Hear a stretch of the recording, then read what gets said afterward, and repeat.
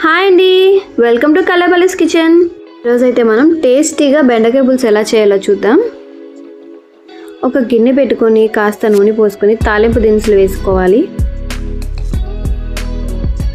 అవి బాగా ఫ్రై అయ్యాక కొంచెం ఇంగువ యాడ్ చేసుకోవాలి.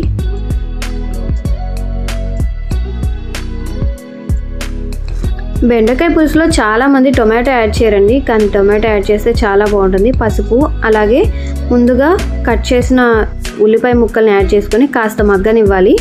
మగ్గటం కోసం కొంచెం ఉప్పు వేసుకొని తిప్పి మూత పెట్టి ఉంచాలి కాసేపు.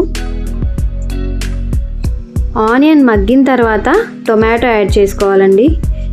ఆనియన్ మగ్గిన తర్వాతే యాడ్ చేసుకోవాలి, లేదంటే పచ్చి పచ్చిగా అనిపిస్తుంది ఉల్లిపాయ. కొంచెం టమాటా మగ్గితే చాలు.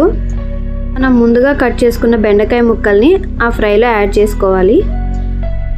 ఫ్రైకి కట్ చేసినట్లుగా కాకుండా పులుసుకి కొంచెం పెద్దగా కట్ చేసుకోవాలండి. బెండకాయ ముక్కలు అన్నీ మగ్గడానికి రుచికి సరిపడా ఉప్పు యాడ్ చేసుకున్నాము. మూత పెట్టి మగ్గించుకోవాలి.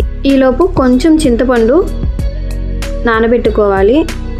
ఆ ఫ్రైలో ధనియాల పొడి, జీలకర్ర పొడి అలాగే 2 స్పూన్ల కారం యాడ్ చేసుకోవాలి. మీ రుచికి సరిపడా కారం యాడ్ చేసుకోండి.